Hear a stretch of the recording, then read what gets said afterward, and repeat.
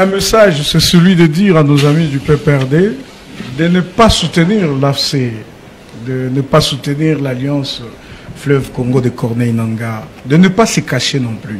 Corneille, peut-être qu'il est courageux, il est sorti en plein jour, que le PPRD sorte. Mais on voulait rassurer les uns et les autres que le président de la République est engagé à parler avec des Congolais qui pensent que la paix est encore possible et que nous n'avons que ça comme pays. Le PPRD peut faire tout ce qu'ils veulent, ils peuvent envoyer des militants rejoindre le truc. Rassurez-vous, rassurez-vous, Madame Arlette, on n'est pas aux époques de 1994 où Mouzé a été utilisé et tué, où Mobutu était faible.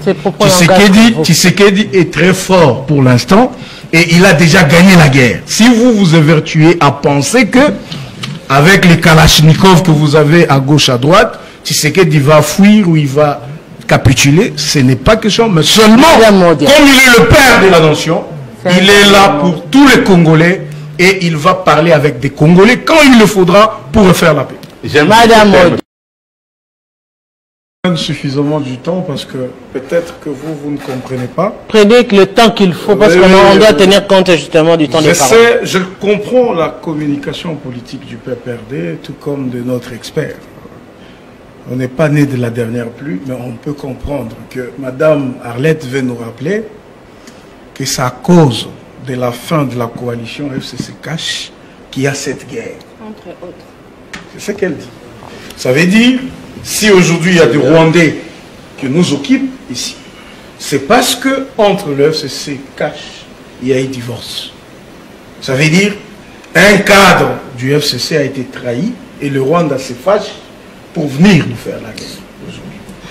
Vous avez vu Nanga, avant de commencer, d'ailleurs c'est très important, ce rappel de Madame Arlette, parce que Nanga lui-même l'avait dit, sur le plateau de Télé 50, il voulait bien que cette coalition-là résiste. Il ne voulait pas que ça s'écrase. Donc c'est Nanga qui est le bras politique du mouvement rwandais en RDC. La première interview de Joseph Kabila en Afrique du Sud, il a dit: il ne faut pas considérer le M23 comme un mouvement rwandais. Ça c'est Joseph Kabila. Le M23 a des revendications légitimes. Ce que le M23 dit, c'est vrai.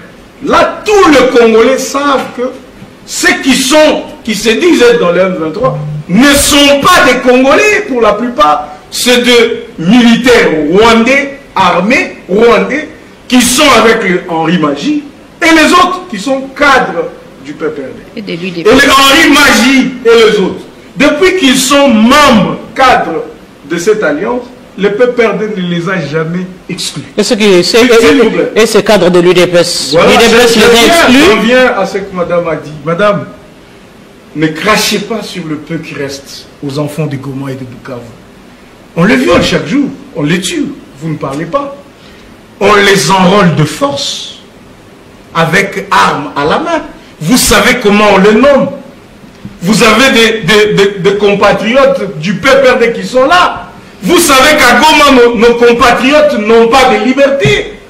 Alors arrêtez d'insinuer que quand vous prenez un cadre de l'UDPS, vous mettez une arme. Ces gens, ils ont tué les chefs coutumiers qui ont refusé d'obtempérer. Ils ont tué des gens qui ont voulu croupir à leur message. Et ça, c'est comme ça que la population de Goma et de Bukavu vivent.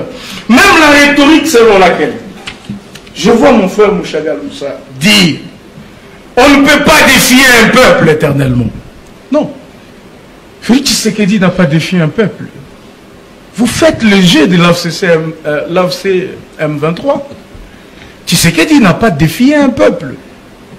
Le peuple sait que nous sommes agressés. Vous pouvez être dans le camp de AFC M23, vous pouvez être, on va dire, de représentants de ces organisations à Kinshasa, mais les Congolais dans leur ensemble, ils sont convaincus que ce sont des Rwandais qui attaquent notre pays. Donc ça veut dire, s'il vous plaît, s'il vous plaît, non, j'ai dit, parce qu'à vous entendre parler, je sais comprendre que tout ce que le M23 raconte. C'est ça que vous faites ici. N'est-ce pas ce qu'on vous reproche également, vous, quand vous ne voulez pas entendre le point de vue des autres?